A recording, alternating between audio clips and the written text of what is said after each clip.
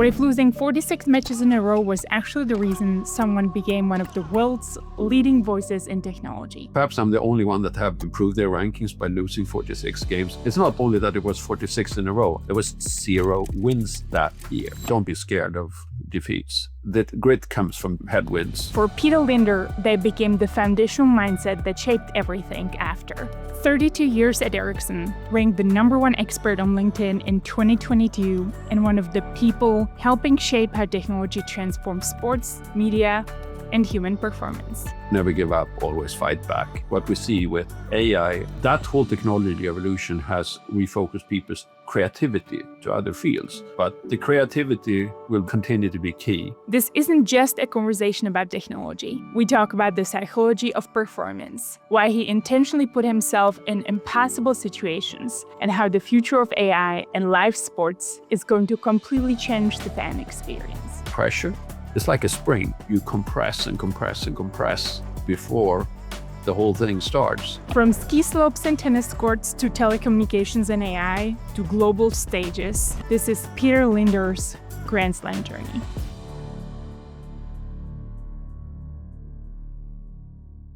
Hello, Peter. Welcome to the Grand Slam Journey podcast. Thank you very much. I've been really look forward to this session. So it will be fun to see what comes out of it. So let's dive in. We had several conversations throughout actually even the years at Ericsson about your sports and your upbringing and being from a very small yet very unique town, sporting-wise. So I want to dive a little bit into that. Please share a bit more and even how you see some of the key things in your upbringing influenced your passion and perhaps even the technology track later on. I grew up in a small town in Sweden called Anderstorp, and if it wasn't for one thing, no one would have remember this town. But our neighbor, living next to where I was living, he decided to build a racetrack. He decided to build a racetrack that also added an airstrip so people in town could fly to Stockholm on business trips, which was a 6-hour drive at the time. He also convinced all people in town that they should invest in the project. To say, why on earth should we invest in a racetrack here? Well, why should we care about that? And he sold people the idea of Formula One. So when I was 7 years old, before I started first grade, my dad took me to the track. I'd been there many times before, but that was the first time I saw a Formula One car, a real Formula One car. And I think there and then I was sold on racing. So that was perhaps the where my technology interest started. And the reason why I never done anything in racing, like behind the wheel or riding a bike, was I signed a contract with my dad. He when he saw my lights go off, I think he understood this would be expensive. So we signed a contract that if I don't ask for a go-kart and I don't ask for a motorcycle, I get to go to all the races. And this was my dad was chief timekeeper at the side. So I grew up in the paddock with access to the drivers and all of that, and from a very young age. So I think it has shaped me very much who I am. It's such a team effort. And so you being part of it from early on, I mean, the thrill that you get, it's almost like your mind when you hear the sound, at least it did it to me, of the fast car, there's just something that connects directly to your mind where at least I get so excited. So I'm curious if it was the same for you. And also the pressure of timekeeping. I cannot imagine probably more important role of actually keeping that time accurately for the cars going at such a fast speed. So whichever dynamic you want to unpack, Peter, I'm curious. But the perhaps the most interesting dynamic, and since we talk a lot about technology here, this is about what the technology looked like back in the days. So for the first race in 1973, there was the first time ever we had computerized timekeeping in Sweden. So before, you essentially had a clock with a timer which was printing timestamps on a piece of paper, and so the timekeeping was making sure that you stamped one person sitting there, cars passing, and that stamped a number of different passing times. it went back to the office behind, where people are sitting and was manually putting down all the passing times for a certain car with a certain number, and then they were manually counting the lap times. And the reason my dad was a math teacher, so figured out, hey, you and some other math teacher, you can sit there in the background and count lap times. So they were doing that. I remember when we got calculators, pocket calculators that could count minutes and seconds. It was so much cheaper. It doubled the productivity back for the lap time counting. The key point of it was that it was a lot of activities going on. And I think it led us up to the point where we actually came to computerized timekeeping, that when you replace the photocell with essentially a transponder sitting on each and every car or motorcycle, so that when the motorcycle came, say, hey, I'm number 6, I'm number 19, and all of a sudden the time and the number was matched automatically. And that's when was the back end of when I stopped doing it. And then I was part of leading the introduction of this for the Swedish Grand Prix at the time. And then when that was done, so today it's so much easier than it was in those days. I love that. And I'm going to jump ahead, but this is such an interesting lens from the technology evolution, as you stated. You can draw almost parallel to AI now, because you could tell back then you need all these people to count and do math and just be present and even probably have a good vision which car came and when. Now all of that is pretty much automated. We have a bunch of different cameras, views, analytics, and people are stating the same thing. Back then, what had happened, the technology replacement versus what we have now with the AI trend, do you see that replaced people? Had it enhanced or empowered the sport or the spectators? How would you compare that transition to what we're living now?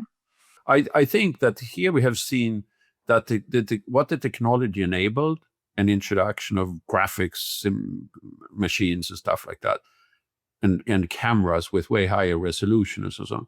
That whole technology evolution has refocused people's creativity to other fields. And I think that is pretty much what we see with AI and the introduction of AI right now. We need to figure out, okay, if I now have all these capabilities with AI and I used to do this, what can I do which adds more value? What will be value adding? What are the creativity elements that continues to be in there?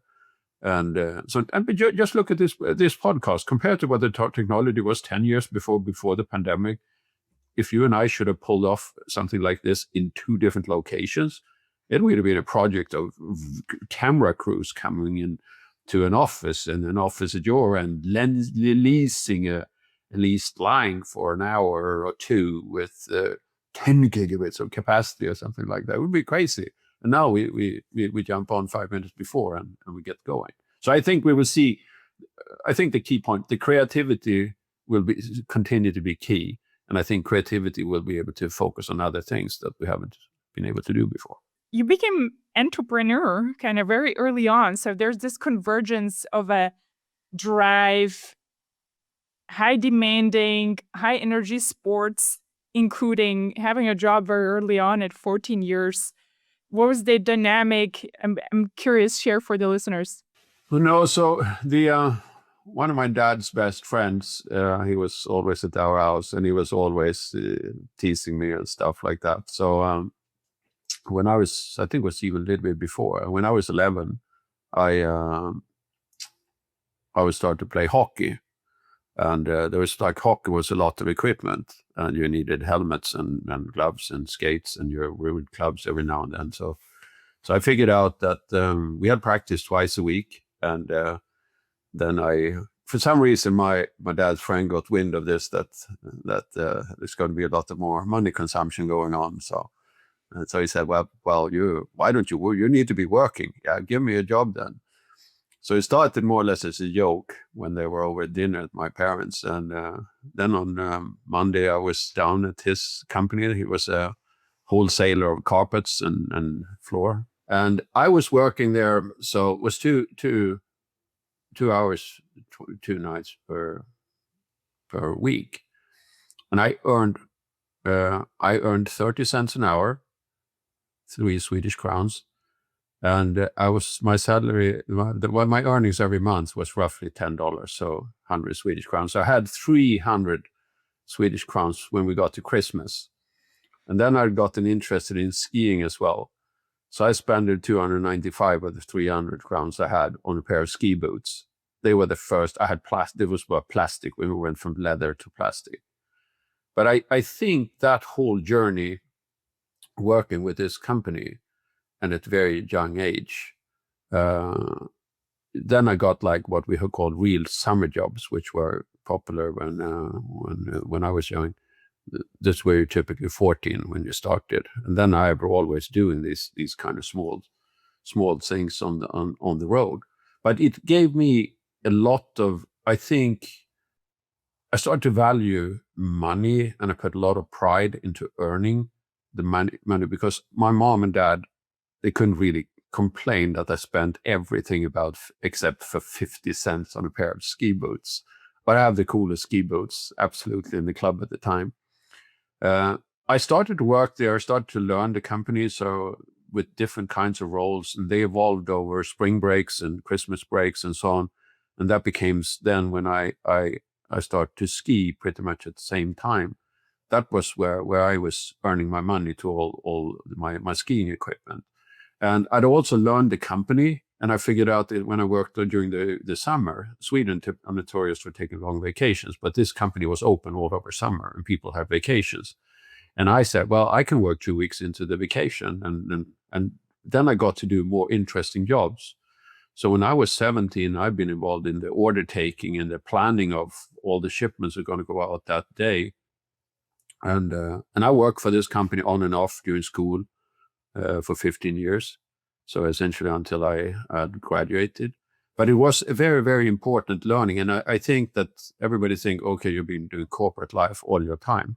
Yeah, but I did 15 years of entrepreneurship in the beginning. And this was a very entrepreneurial town as well. It was 300 companies there, with a town with 5,000 people. So a lot of stuff brewing and so on. And I think that has a little bit shaped me very much how I am and how I think. Especially when you talk, like here in the US, I talk a lot about the digital divide and what we can do to connect rural America. I think it's not very different from the soil that I was brought up in. So fascinating. 300 companies in a town of 5,000 people. Actually, that speaks something about the entrepreneurship that Sweden in many ways is known for. What do you think is so unique about the culture from your lens? Because you grew up in it. If you go back 150 years, there were 6 companies there. There's a lot of spin-offs from those 6 companies. And then after the war came, like, hey, plastic is a new thing. You can mold plastic, you can do all kinds of stuff. So this whole plastic business grew up in a large number of companies that mushroomed around that. And then the business leaders in town, they were meeting at the coffee place, like what we would call a Starbucks today, 9 o'clock every morning, telling stories. Everybody was there. All leaders was there. They were there telling stories and drinking coffees and all. But then there was 2 very serious elements to it. One was that, hey, I'm 2 guys short in my company. Anyone that's got 2 persons that are not fully occupied now. Yeah, our business is a little bit low here. I can borrow you 2 guys for 2 months. So there was a lot of like this staffing mixing that was going on across company borders. So there was some of them were competitive in same business, but so people there was very, very low unemployment rates. In fact, because the people would borrow staff, even though you didn't change salary or change the company. So that was one very unique thing. The other thing was that it was very much like a shark tank. So when someone had a company and they were upgrading their machinery and so on, they never threw away an old machine because the others said, hey, I can take that old machine. I can put it in my garage. I can start doing 4 hours after hours in my garage and doing things. And then, okay, now I have so much to do. I perhaps start my own business with the 1-person business, 2-person business, and so on. So this whole coffee sessions at 9 o'clock was also kind of a shark. It's not really a shark tank because but it helped people. Hey, I'm wanting to start my own business. Anyone that has an old machine, I can get cheap. And anyone, if I get that old machine, anyone that needs some jobs done, yeah, we're busy like crazy over here. Why don't you help us out? So and that shaped the whole thing. So I remember like when your 20s or your 20s, like you start working, it's like, okay, what are you going to start? And if you did, yeah, I'm not going to start thinking, oh, what's wrong with you? Why are you not starting something? So there was a very much and so I think this was a little bit the soil that also shaped. There was a lot of business people in town that was behind the racetrack. They were all in for everything. They figured out, hey, they will put us on the map if you say that we run Formula One. Then we will be known for that. So I think there was very much in the genes in that neighborhood at the time. You could think of it almost like today people call it like gig economy, or as you mentioned, the Shark Tank. One would think it's like novel idea. It's actually existed for probably before we know it. Decades ago. Just that's so impressive, and probably the learnings you've got from that paired with your 3 sports. You didn't mention tennis yet, but I know we're getting at it. So hockey, obviously your passion and obsession about the Grand Prix, in the fast cars that everybody seemed to be in, skiing that takes a lot of time and commitment as well, and tennis, and this entrepreneurship. How do you manage all of that, Peter? What was your day like before, or seasons like? Did you do it across different seasons? So when I was 12, then I kind of zoomed in a little bit on skiing and tennis. The skiing and tennis at one, it was kind of okay to combine them because skiing season was short and intensive, like the actual ski when we were skiing. That was pretty much from December to March. And tennis season was a little bit predominantly outdoorsy. I managed to combine the 2 sports. What you always saw, I had a huge drop in study results in the spring. I didn't graduate with top grades in the from high school because we were on skis 90 days. So it was 3 nights a week practicing and 2 days on the road, traveling with something. So of course, something has to give somewhere. And I think it was a little bit of the study results that give. But it fostered kind of I think, a competitive, what you call a gene or something in you that doesn't that's so deeply rooted.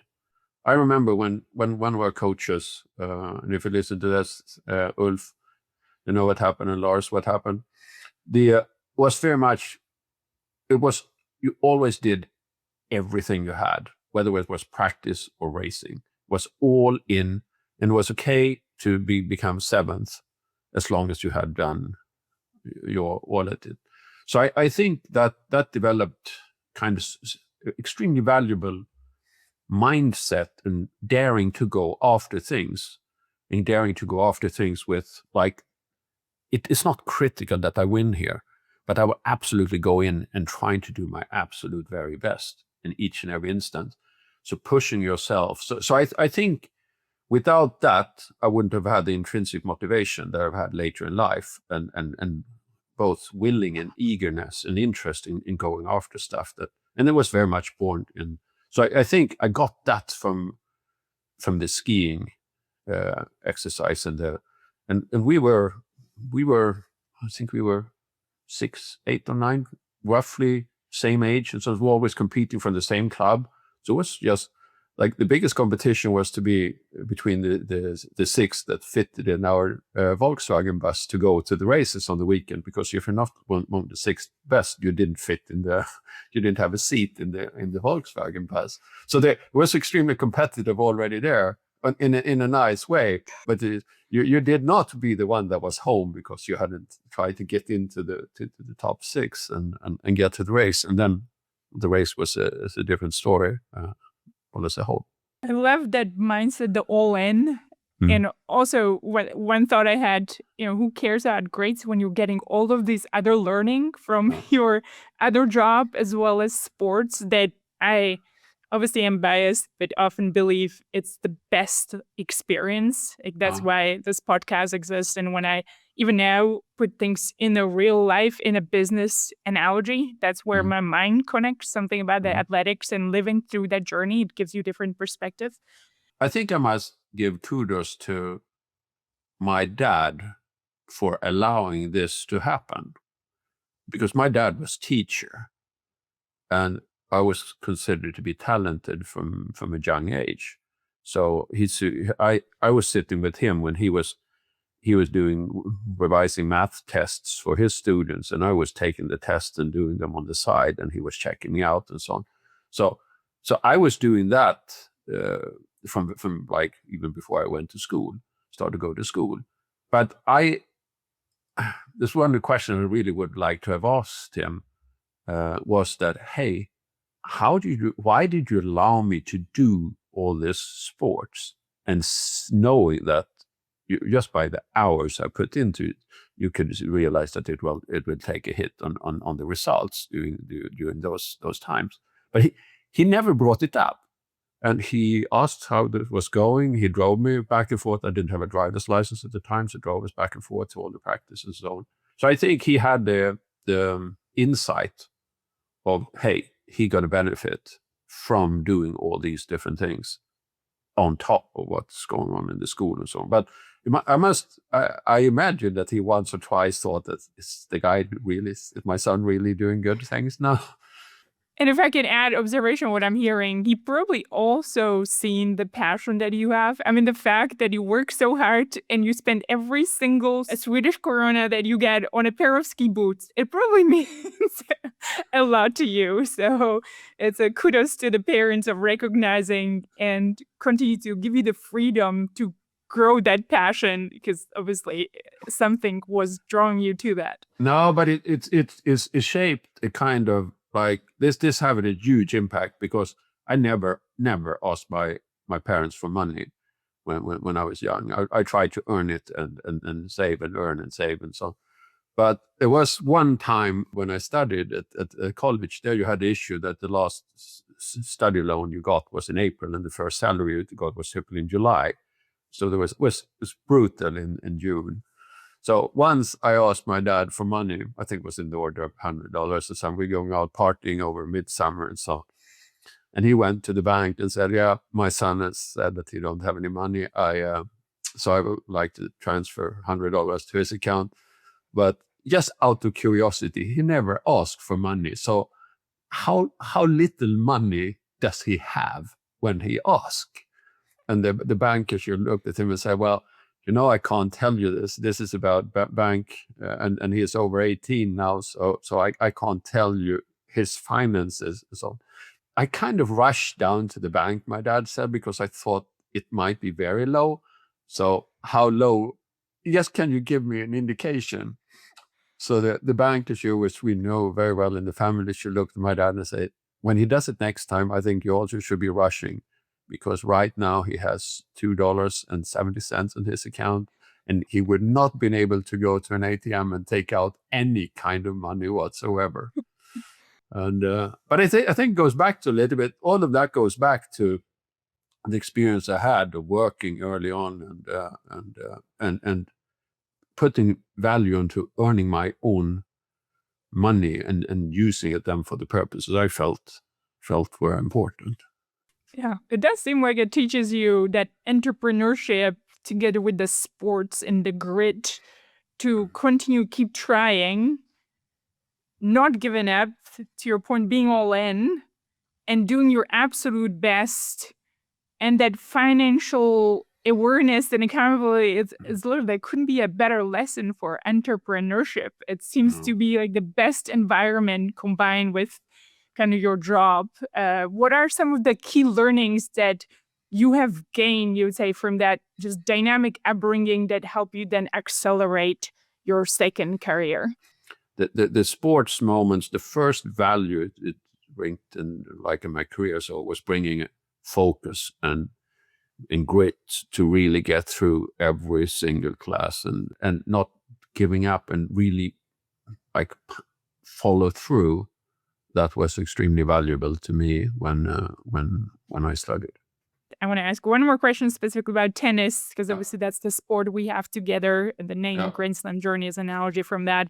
So you were an avid tennis player. I know we chatted several times, grew up with actually in the era of some of the best Swedish tennis players, and influenced even watching Edberg, kind of the era ending there. So it was quite interesting. And I know you shared an anecdote where in 1 year, you lost 46 consecutive matches and you still kept showing up. So I think it's a fascinating example of your grit. I just want to invite you to share it, because I think there's even deeper learning that it translates to what you're building now.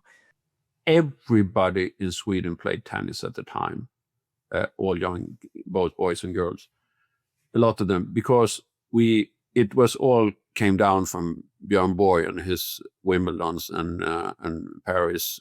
When it's like everybody watched it in the summers and so on. So there was so many people playing tennis, and so that I think the fact that Borg was so influential. That's why we had 4 Swedes in the top 10 in singles in the early 80s. So I was trying to thrive in this environment. I was not the best of the tennis players around, but I was decent in the 14-year-old group. So I got to represent our club in the serious tournaments and go to summer tournaments and so on. We had a smaller group in the 18-year-olds. So I had to play with the 18-year-olds in the junior team. And then I had played so much in 14 and 18, so I had rankings. So I had ranking points to play in the senior team. So I played 4 boys, junior and senior at the time. And my role in the senior team was very much the first guy, top guy, he was really, really good. I always lost my second game, and we always won the doubles. So as long as he won and we won the doubles, we were winning our games. And so I think that why I continued was I felt I advanced my game, but I was playing against so stiff competition. And I remember playing to Stefan Edberg's double partners. At the time he was living not far away from where I lived. We lost both singles 6-0, 6-0. And we snatched one game in the second set of the double. So we had 6-0, 6-1. So we lost 36 games and we won 1. And Dad asked on the way home, is this really fun? And I explained, I said, you don't get the point here. We don't take games against these guys. And they got sloppy in the second set in the double. So we got the game in the double. We haven't taken that before. We'll build on that for the next game. So I think that the tennis thing, I was so passionate about tennis. I bought my own racket stringing machines to string rackets, and for me and friends and stuff, right? So I was so deep into it. So I don't think, and I knew I was playing against stiff competition, but I think I was proud to be playing in the senior team when I was 14. And so you could say that if you were to optimize for results, perhaps you should find shoes that fit you. But if you optimize for growth, it's pretty good to have a pair of big shoes to try to fit into and advance your game. Because so my ranking points raised. This is perhaps the weirdest part of the story as a whole. My ranking points raised. I improved. I lowered my handicap by playing against those, because the results show that I was playing against different competition. So perhaps I'm the only one that have improved their rankings by losing 46 games. It's not only that it was 46 in a row. There was 0 wins that year. 0 wins in the whole year. And I think that I was not really good at arts in school, and I summed up all of this. We were supposed to write a painting of something that characterized us as a person, and people were showing, well, I'm a fighter, and then they show boxing gloves and so on. Mine just had a few letters. Never give up, always fight back. And I think it was a sign that it's a sign that had come back and meant a lot to me. And I painted that during that year with 46 losses. And I think that's the kind of grit doesn't necessarily come from wins. Oh, The 100%. grit comes from headwinds and fighting against headwinds and so on. So I think that always when I coach younger people, don't be scared of defeats. Think about what you learn from defeats and how you grow from them, and think about the grit that you're developing when those defeats, because you'll have take advantage of those later in life. I think there's something to be said about being a good loser, I call it, like knowing how to lose well. And I also think nobody likes to lose. I was similar. I lost many matches before I was able to win one.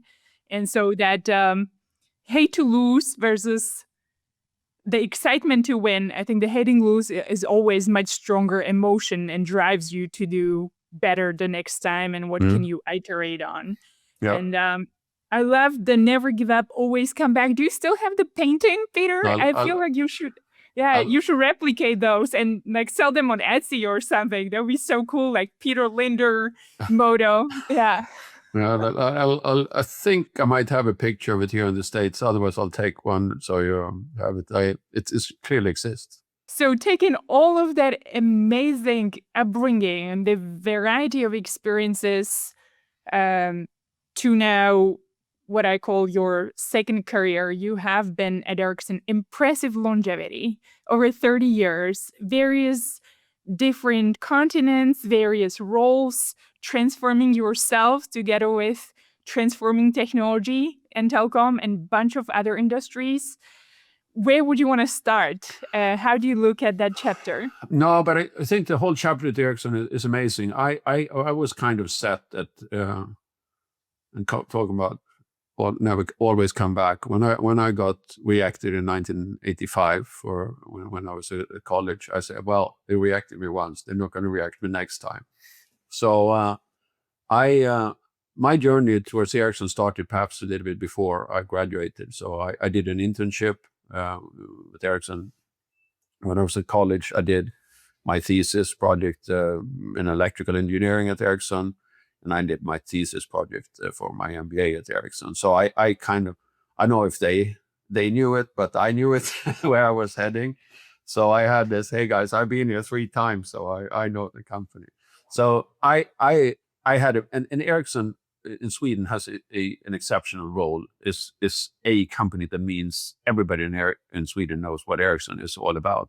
And for me, it was cool technology and being all across the world. I didn't travel a whole lot as a kid to different countries, but I was really thrilled by the opportunity to go and work for a company. So I don't think I was dead set about, hey, I should go to work for a large company. I could have gone down an entrepreneurship route, but I think I wanted to work with cool technology. And I figured out large companies at the time worked with really, really cool technology. So that led me into Ericsson. I was fortunate to, Ericsson had a program back then for early career engineers. It was called Rotation Engineer Program. So it was a 2-year program, 12 of us that joined the same day. 6 weeks of classes, 4.5 months of work, 6 weeks of classes, 4.5 months of work. So we worked in different areas of the business. So I think that gave me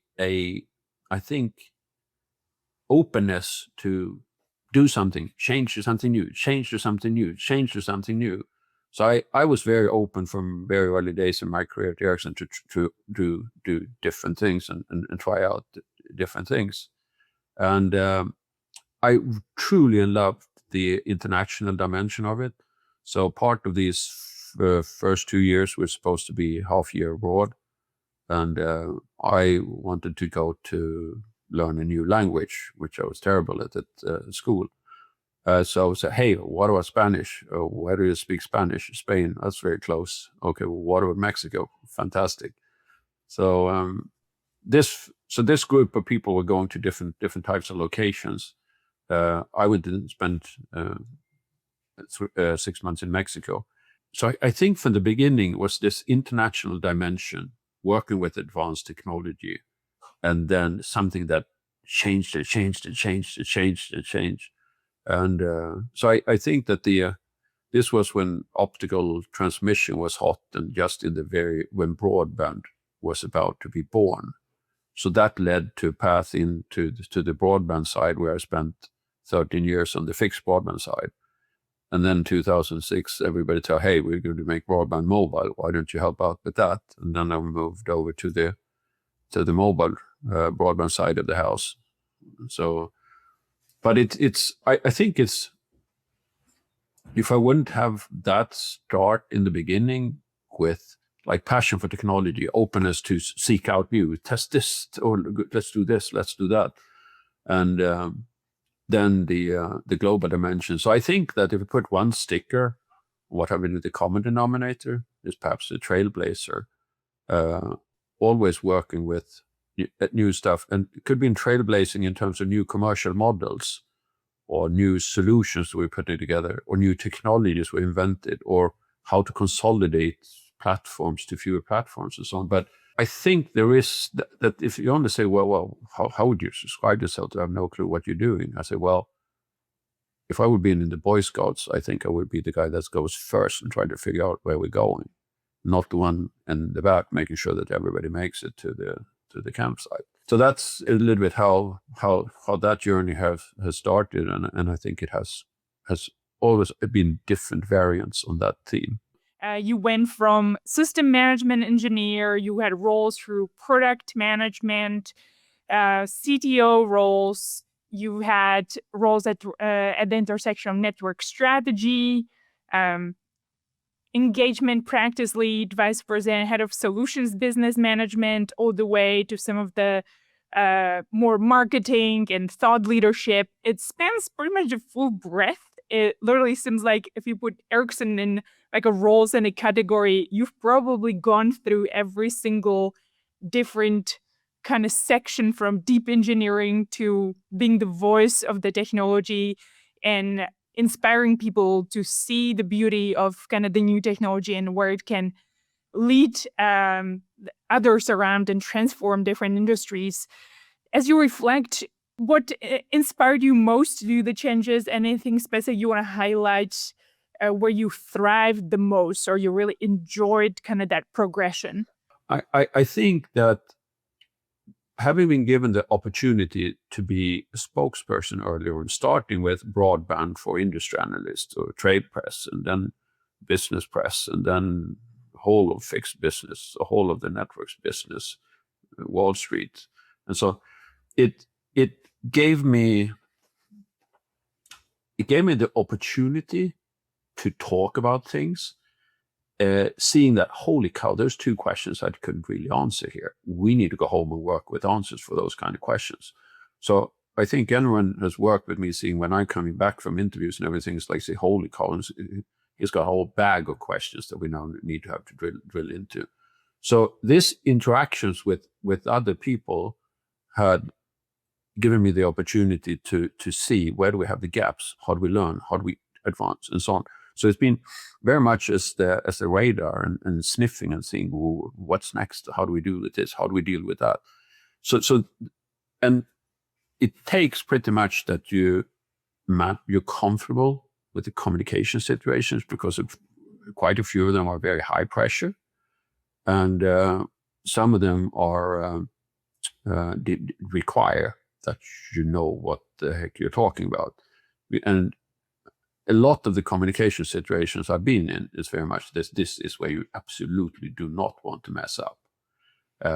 But I don't know, I haven't dissected this myself, but I've always felt comfortable in those situations. I've already enjoyed it. So time on stage, like when you're presenting something and you see that it works with an audience and it's landing and so on, that is when those are the peak moments in my, what I get most thrill out of. Do you think it's the competitor drawing back on the expertise in the athletic, like when you're on the top of the hill, you have to perform and you need to go down precisely as fast as you can, hit all the turns correctly. I mean, same in tennis. And the quote I like to refer to is Billie Jean King, "Pressure is a privilege." That what I personally defer to typically in those moments. Is it similar for you? The feeling from when you're standing there, the second run, an important competition, you're a few hundreds behind, you really, really need to perform. Like back in the days, went so into a bubble that this. Same thing that when I speak nowadays, when this is important, the speeches, whether it's on a big stage or we're doing like a broadcast and so on, a lot of people comment and say, "Hey, we could like 10 minutes before airtime, it's impossible to talk to you because you're so much into and you almost look so dangerous and you're focused." Yeah, it says that's the build-up. It's the build-up. I often describe it, both those the races and the moments before the sports and before we go into it and the big speaking thing. It's like a spring, like a coil that you compress and compress and compress, and you have to compress it before the whole thing starts, because that's when the energy you're gonna in the competition or in the talk need to come out. So you need to put it in first. And I think it is. I don't know if it's not so much a competitive element as it's like a thrill. I think it's the adrenaline rush, because I definitely have adrenaline rushes when I speak, and it's not small adrenaline rushes neither. It's like really big one. I remember, I think you and I were on the talk we did in New York. It was the 75th anniversary of the D-Day. We had a joint event with Verizon in Intrepid, the battleship. It was 500 people, and I was doing the keynote speech there. And like just the setting, 500 people of your customer's customer. You're not speaking to your customer. It was your customer's customer that could have made you freak out. But I was so pumped when on that stage and walking up and so on. So it's so thrilling. But I was walking 3 hours before. I was walking around, zigzagging all across New York, was waving with my hands. Oh, this is what I'm going to talk about. And so there was a 3-hour rehearsal, which was the compression of the coil that then went out, all of it over 20 minutes. I do love that. I want to dive into that mindset just a little bit more. Has that always been the case, or do you think through the amount of speeches you have done, you found a way how to wire your brain to be excited and focus more on that joy and the adrenaline and performance instead of the fear? Is there like a bridge that gets you from the terrified to the I enjoy this and I perform at my best? Now, I think that the funny piece is that I don't think I ever felt stressed out, but at the same time, the higher the stakes are, the more I put into the preparations. So like if I have a 10-minute talk, they can go in 40, 50 hours into preparing for tweaking 4 slides so that, okay, they're here. I don't know if it's I push myself to always feel good about bowling stake. I don't feel it, but I think I'm meticulous about the preparations because I don't want to mess up. And to me, it works as the adrenaline, like they say, you don't want to mess up that it's a big stage. That's enough. The only thing I have really felt uncomfortable with, it was in the beginning of the pandemic, when as we're having these kind of talks right now, the only thing you interacted with was a black camera. There was no people in the room, and I've always played a lot of the audience. I documented all my learnings during that journey of but I quickly came to the point that, okay, we went from real life to virtual. And then with hybrid is probably coming off that. And hybrid is not half white and half black. It's most likely some shade of gray. And what does that really look like? That redefined it. But that was, in the early days, it was uncomfortable. But I've also seen that I turned it into something of an advantage, because I saw that if I had those kind of problems in being in front of a camera, with my speaking experience, other people would have it way, way worse. So then I start to go down the route. How could I help other people? How do we do exciting fireside chats? So where people like you and I here don't really pay attention to what's going on, that I could help lifting some of my colleagues that felt uncomfortable about the whole situations and helping them do it in a different ways. So that what became very stimulating. And I think that wouldn't have happened if it would just, I was a theater king, now with cinema, what's the big deal? No, it took me down that journey, which I think was quite significant.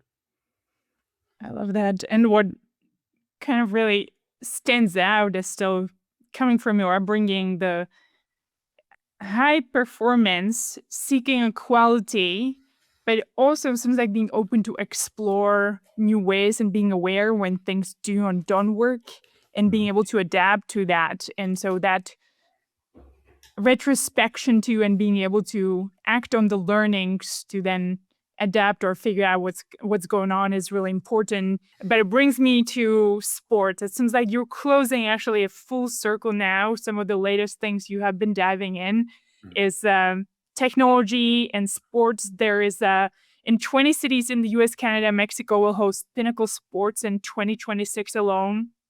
And so that technology ability to help enable better customer experience, to help provide unique views into the athlete's mind or body or team performance, and how we consume some of these very unique moments as fans is changing quite a bit about technology. And you've been diving deeply into that, sharing more around that and what's happening in the world. So let's maybe dive into that. What are you uncovering? No, so this is perhaps where you go. The whole thing goes full circles, and I almost had to explain to people that say, "Oh, you're talking about sports. Everybody else is talking about sports." Yes, but I've been living on the inside of organizing major world championship events for 20 years. So I know all the different kind of bases that's happening. So what we have been working with, what I've been working with more recently, is that we used 5G to transform the fan experience and making sure that we could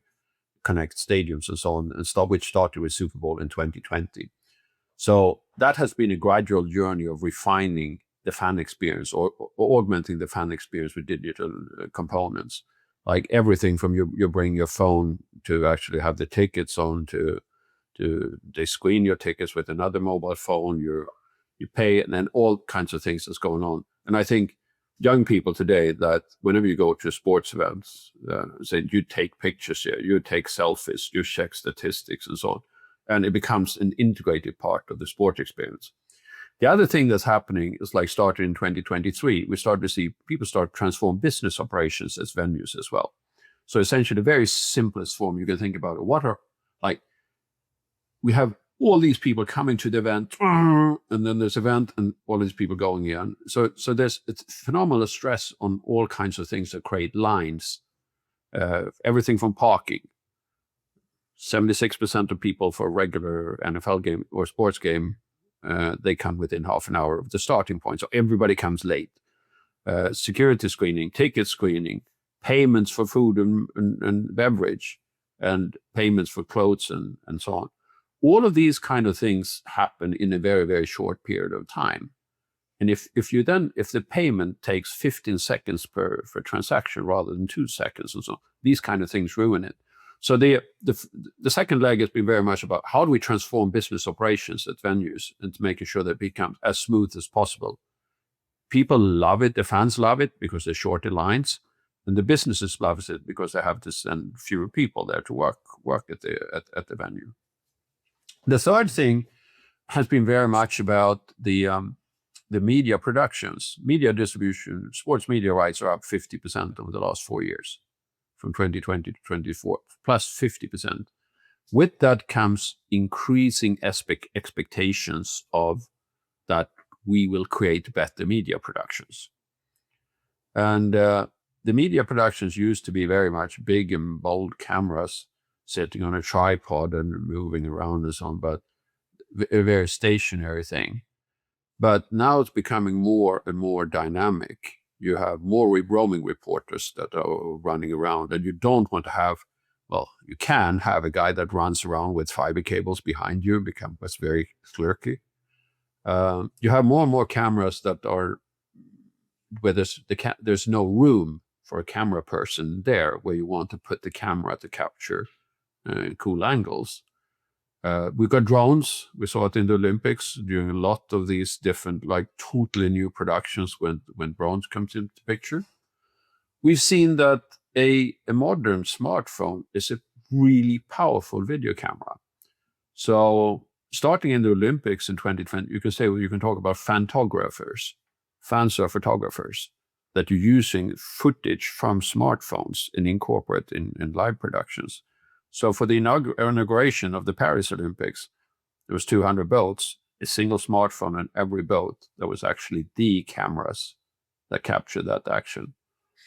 And everybody talks about the video production side of the equation. The most exciting piece on top of that is what happens with the still photographer. And if you haven't paid attention to still photographers in a while, whenever they hold up the camera and move, it's like they shoot way more pictures. They shoot pictures faster than the video camera today, 120 pictures per second. And they used to have, they were out shooting all the pictures, and then get back to the media center, sitting 4 hours and editing pictures, and then you send it to your agency or a magazine or whatever it is. Now, with the portable data transmitters, you can shoot the pictures, say, oh, that was really good, send it up to the cloud. The editor sits and editing the pictures remotely, and you publish seconds later. So they often refer to that device as a deadline maker or something like that, speeds up. So it compresses the whole process of still pictures and input of that.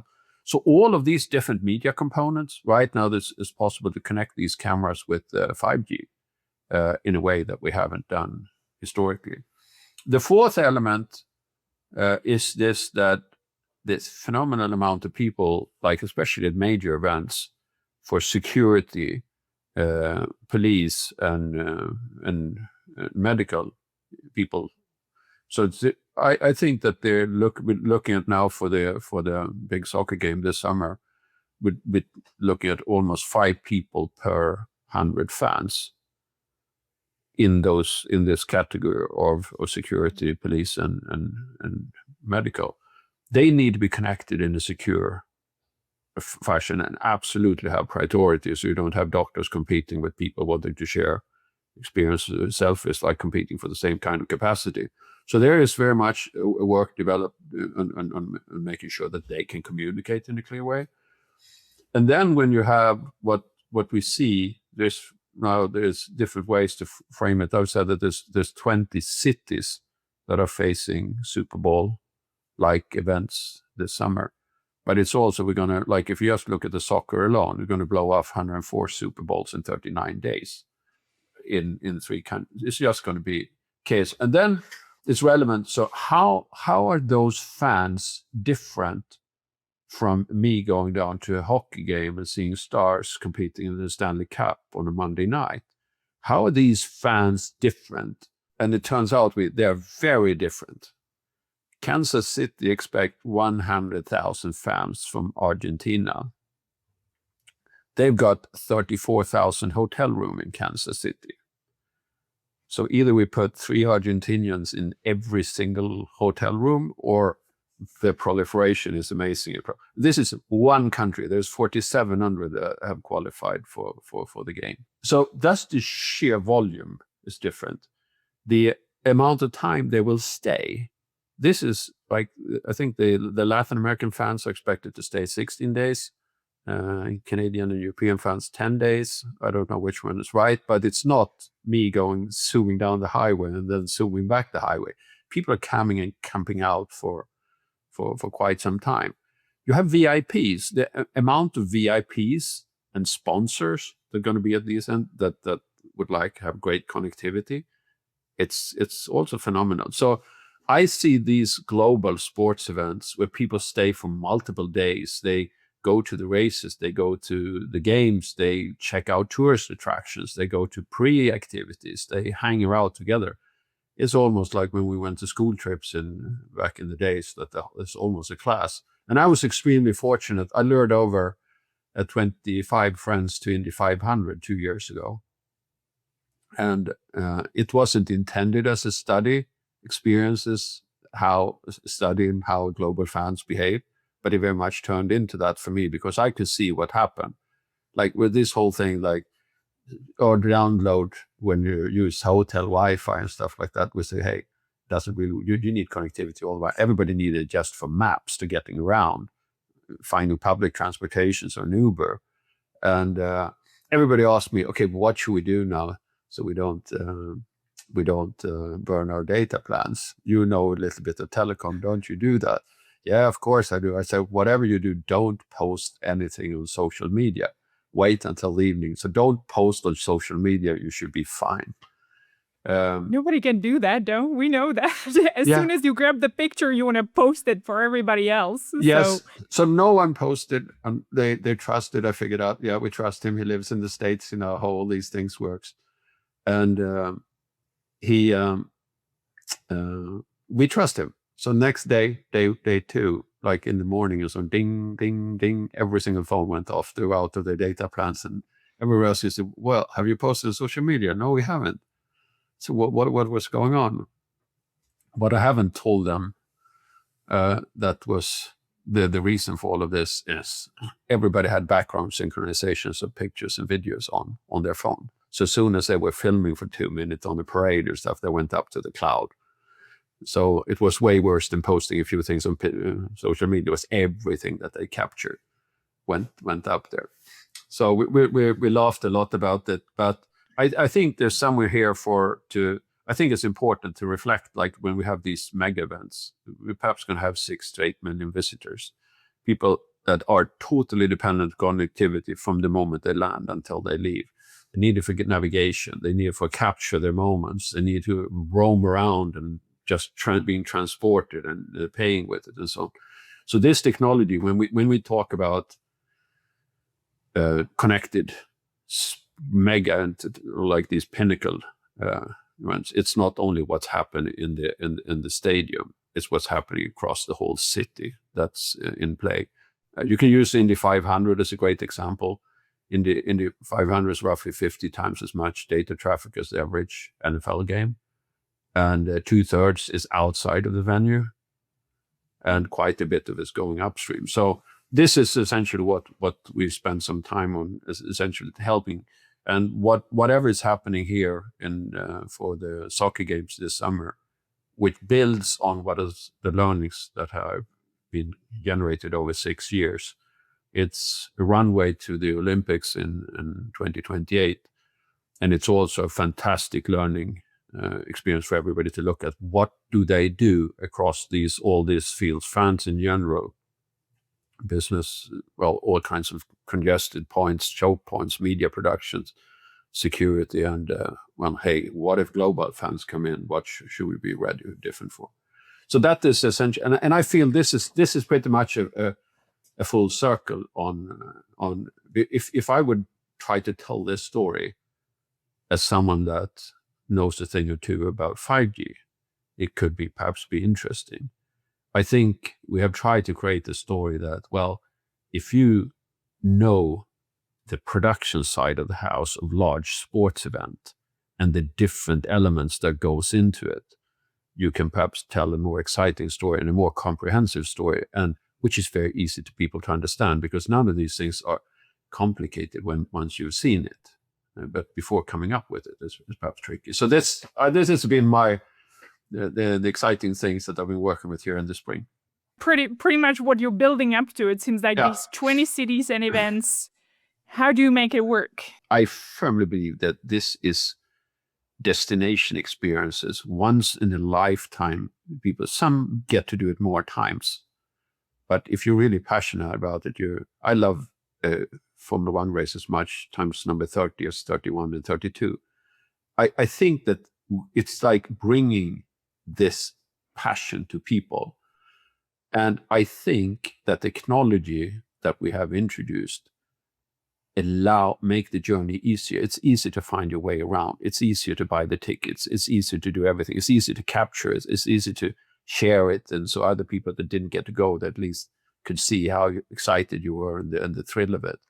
And I feel being part of bringing this thrill to people at this immense scale that we're talking about. And I try to explain to people what it is like to go to Indy 500, that you have to take the bus at 6 o'clock in the morning from town, even though the race doesn't start. It takes half an hour to get to the track, but the race starts at 12:30. You get there, you see the gradual build up of people, and then the excitement of like 3 cars coming 3 wide on the first lap, and it's just roaring and it all brings in.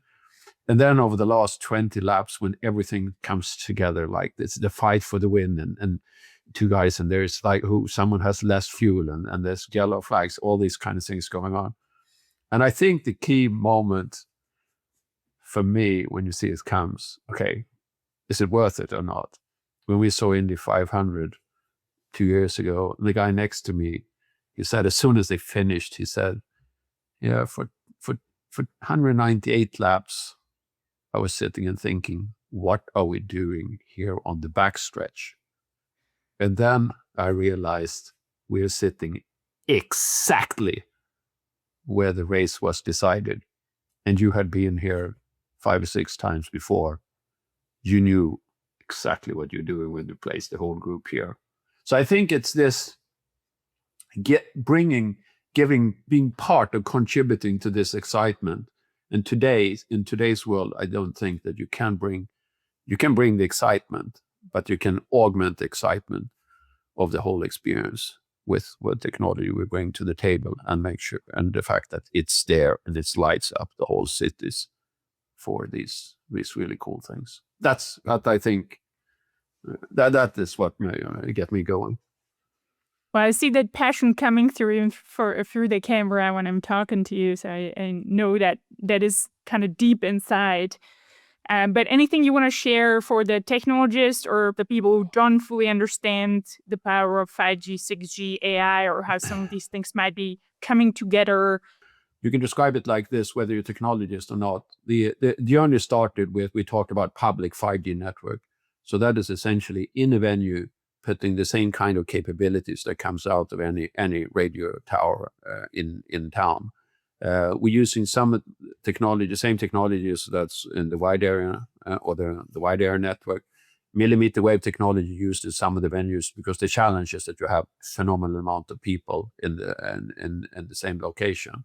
And the other thing is that you typically tune the networks, not so much for traffic coming down to the users and the fans. There's a lot of it going up, even more so for a concert. Like Taylor Swift's concerts has been the real test for all venue networks. Is your network up to ready for the upstream traffic?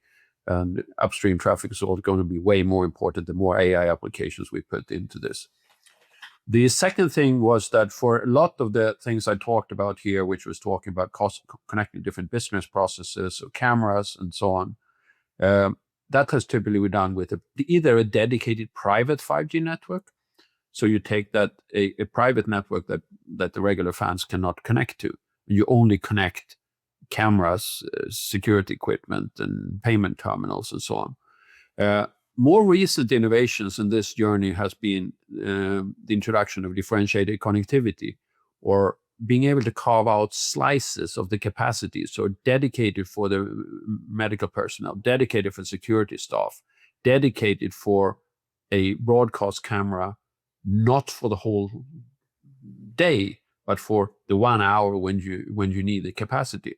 So that you build one exceptionally powerful network, and then you carve out the capabilities in the network for various different purposes. So I think can sound very simple, but the trick is to getting it in the first place. When we started with the private network capabilities, we started with a few use cases, and then people start to think about, oh, what about this? Could we do this? Could we do that? Could we do this? So it's almost feels like we're bringing electricity to town. Oh, you can switch on a lamp. Okay, can I connect the stove? Can I connect this? Can I connect that? So that we're in this very exciting phase right now, we're very far down the road in the US in general. But I think that it will be an eye-opener for a lot of countries to understand, holy smoke, is that what they're doing right now at this? I think it's advanced technology, and I think that the technology that really matters, we have now gotten to the point where 5G and 5G advanced capabilities exist in the networks in many of these cities that we're talking about. So as long the people bring a phone and a new phone, it both sides of the equation. So it's not something that's we're going to show off in a demo in a booth somewhere. This is like all 6 million fans is going to enjoy it. And I hope they don't bring too many old phones, because old phones and new network is not that good. So, but if they got a new phone, they will have a great experience. Love it. So anything that keeps you up at night, obviously other than old phones, so it seems like everybody upgrade to the newest 5G and to be able to enjoy their experiences when you come in for these events. Anything else to provide? Everybody figured out that if you pay $800 for a Formula One ticket, you can charge $275 for parking. And that the parking should absolutely be linear with follow the price of the tickets, and that the commission fees when you're buying the ticket, they should follow the price of the tickets. I think we need to find a similar way so that the service providers get a cut of the action for providing really good experience and augmenting the fan experience, so that it becomes so easy to, I walk into a stadium and it bumps up the connection they have to, hey, I'm in a VIP section, perhaps I should have a VIP connectivity or something like that. And finding a way to get it so easy, so it is like when I have my toll tag on the car, I know it costs extra to go on the freeway. I know it goes faster on the freeway. I know I have a great car if I have that to go on the freeway, and I could pay for it. And if I pay $800 for the tickets, like $30 for the connectivity to have a good matching experience, it shouldn't be that crazy. So what keeps me up a little bit about how do we transform and enable these business models that allow this to happen and happen at a larger scale? So it's not only you shouldn't pay for that, because I think the importance of the digital element of a real event experience is just going to grow in importance over time. And simple things, if you're going to race, you don't fully understand it, you should have be able to choose a commentator at your level of understanding of the game so you can follow it. Or you could point hey, which is the Ferrari now again? Which car is that? You point and say, hey, the red car you're pointing to is the Ferrari, and the guy with the yellow helmet, that's Lewis Hamilton. I didn't know that. So that we can help everybody to enjoy the game by this. So I think that the business model for it, I think this and anything else in 5 years is perhaps what I hope to be able to make some contributions to for the rest of my professional career. And because that is one of the most interesting questions to crack. What are some of the key things you had to figure out the hard way? What would you describe based on your journey? A digital mentor, a blog about digital mentoring 10 years ago. And in the beginning, it was a little bit to show that I knew a bunch of stuff. But it's become a tool for me to, as soon as I dive into something that I don't know about, I go in, I try to work with it, and then I try to document it down. And by document it down and sharing, I know how to do it better the next time I face the same situation. The more recent one has been about thought leadership, which is what I do nowadays. In the beginning, it took me almost 2 years before I changed my title on LinkedIn, because I wasn't comfortable with thought leadership. That's a very ambitious title. And so do I really know what's going on? So I was trying to get a grip on it. What do thought leaders do, beyond claiming that you have been thinking and that you think you're a leader? What does really good thought leadership look like, and how do you create it? So for the last 4 years, I've been writing and developing in that journey, and going to conferences where pure thought leaders meet and talk and say, okay. And I think I was a little bit too harsh on myself in the beginning for not saying, hey, I'm a thought leader. I'm working with thought leadership because, perhaps I should, that's a little bit too braggish. I should have perhaps been more open with that early on. Right now, I feel more comfortable about actually telling what it is and how you do it, and how you do it really good, and how you advance it, how you advance the profession. And it has been very much a help for me to having the blog as a tool and as a way to learn and document learnings and so on. And right now I'm starting to see, since we're trying to scale this in my company, trying to say, okay, well, I'm facing this problem. Okay, look at this. Look, does this help you? Does this help you? And all of a sudden, there's quite a few chapters there. You feel like, yeah, it's having an impact. This is the way how we should think about it. So I think that is the most recent one that has been a very steep learning. And I think that having that as a kind of a way to learn and so on has helped me a lot. Recently, I've spent more and more time also spent lots of time, since part of my responsibilities right now in Latin America, with a lot stronger influence of the Eastern technology landscape. So trying to learn and understand, how does Eastern technology development work differently than Western? It's very easy to get, like when you only work in the US, and I've spent 15 years here now, but you don't really pay attention to what's going on in some of the other key markets. This year, I'm spending a lot of time now trying to understand, how does really the American technology landscape look like, and especially when it comes to AI. And fascinating to see how the different companies have spun out from pretty much similar starting points. And I think there's very interesting learnings there about like how people think. But how the technology work is one thing, but how the people work, and how the strategies play out, and how different players play different strategy games and so on. Who is going wide and who is focused. I guess we're having that debate right now between determining winners and losers. So that's where I'm thrilled and excited about. And also perhaps asking the question, okay, in my profession as a knowledge worker, where does AI go and where do I go? And finding a way how we complement each other, so I can take advantage of AI for the right things. So that's another very interesting pivot, I think, that everyone in the knowledge worker industry we're in the middle of it now, have ahead of us, and figuring out how do we play this together.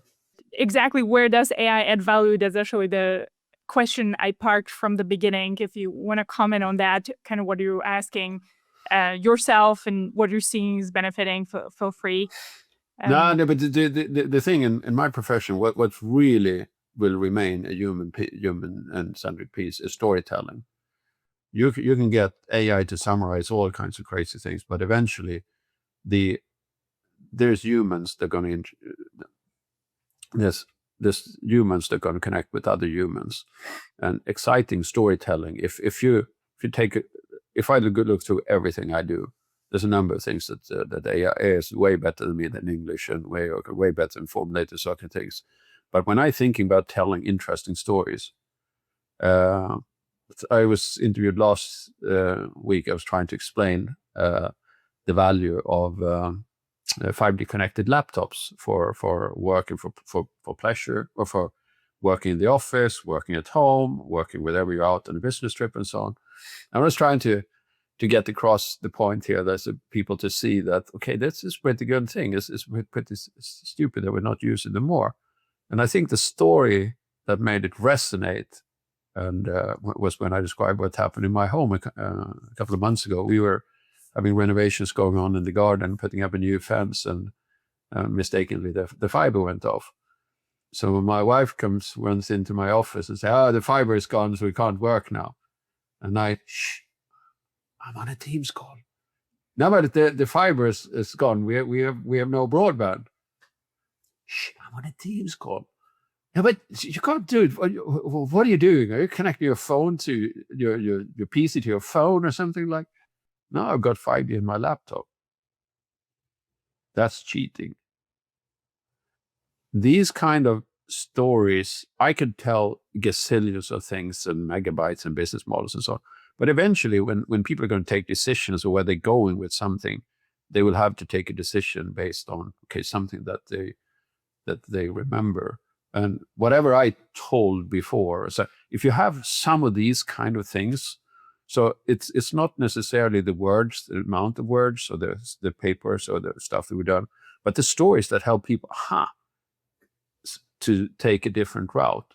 And I think the pace that we see is developing so quickly in the industry right now. The industry is moving faster and faster. It's more and more decisions going to do. How do we help people take good decisions? Stories that may help them to see what you have seen. And if I can, with good storytelling, can see that, okay, now people would have been done status quo versus actually take a decision that led them on to right route. If my stories, however short they are, can help them and take a different decision, that's where I think that the most important part of my job is going to be going forward in an AI age, where I can use AI tools for research and a bunch of stuff. But the stories that creates kinks in the roads in how people think, and the fact that they don't go home and do nothing, because then it was useless to interact with me. But helping find these kinks in the road, that's what I hope to contribute with. I love that. What speaks to me and stands out is like the curation and craft is perhaps more enhanced with this AI, and that is really only human mind and human powered. You can use AI for some of it, but and that the tools are more powerful, so you can create exciting videos about it.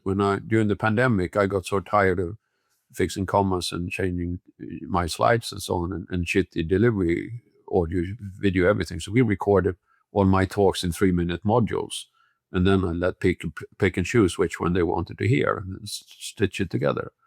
And that was like fairly easy to do 5 years ago with a professional TV team. If I would do it today, I think I could almost run it off from studio here at home, and with some other tools and graphics and tweak it. So I think that I think that there is a storytelling and making people resonate with the stories, because a lot of times when we present stuff in the technology and business world, it almost sounds like people reading from a phone book.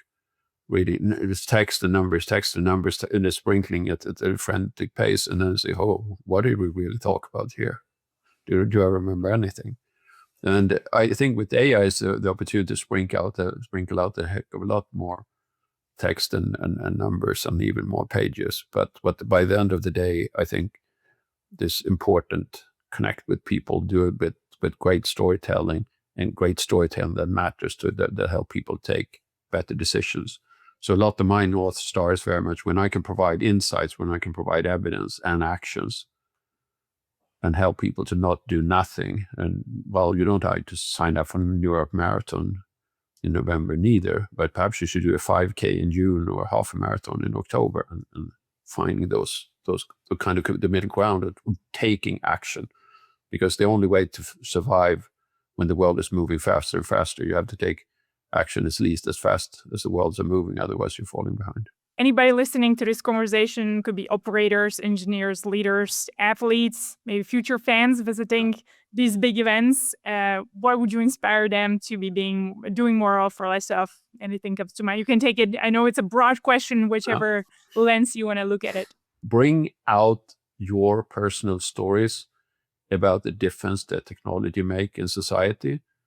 It probably inspires people to use the technology, which is important, but it also inspires the younger generation to pursue a strategy or a career in STEM field, and we need a lot of those people down the road as well. So we need to carry that over to the generations coming behind us. I love that. And that almost sounds like natural invite when you create the story tag, Peter, on LinkedIn or your favorite social platform. With your permission, I know you're quite open. I'll add your LinkedIn notes. I'll add your blog page where people can go in and learn and get inspired, tweeterlinder.com. I've personally used some of the articles to actually learn and hopefully get a little bit better. So I have to say they're helpful. Anything else, the best way that people can reach you, follow you, get in touch, and tag you with their stories on LinkedIn once they create them? Yeah, no, it's the easiest way is to LinkedIn. I'm most active on LinkedIn. I have a few other accounts as well, but LinkedIn is where I really spend time and attention and coming back. If you want to reach out to me, my name is first name, last name at Ericsson.com. So you can always reach me there as well. And if there's anything you want to know about what's going on with the 5G technology and how all this is making a difference. Peter, thank you so much. No, we ran over time, but there's ton to cover. Maybe we have second episode on a bunch of the topics we haven't had a chance to dive into, but really appreciate it and look forward to connecting soon. Pleasure is all mine, and I'm grateful to be here today.